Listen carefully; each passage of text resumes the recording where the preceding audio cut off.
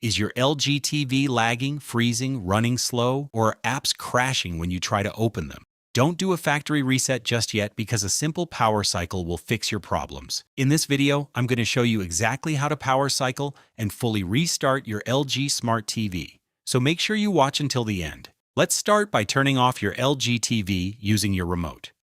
Once it's off, go ahead and unplug the TV from the wall socket or power strip, whichever one you're using. Make sure the TV is completely unplugged from the power source. Now we need to find the physical power button on your TV.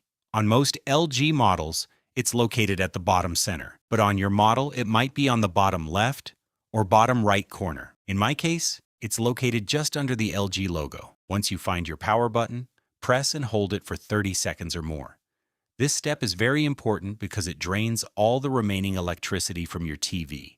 Even when the TV is off, there's still some power left in the motherboard and other parts, so holding the power button for 30 seconds will drain all that power completely.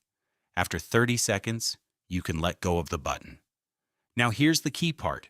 Before we plug the power cord back into the wall, you need to wait at least 5 to 10 minutes.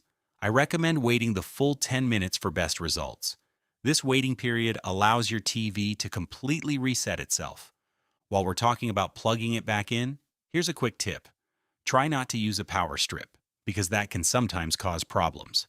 Instead, use a wall outlet directly. It gives you a more stable power connection and helps prevent future issues. After waiting those 10 minutes, go ahead and plug your TV back into the wall outlet and turn it on. That's it. You've now successfully completed a full power cycle and restart of your LG Smart TV. Your TV should now work much better without the freezing and lagging problems. Tell me in the comments below if this video helped you, and subscribe for more LG tutorials and other helpful tech videos. Thanks a lot for watching, and I'll see you in the next one.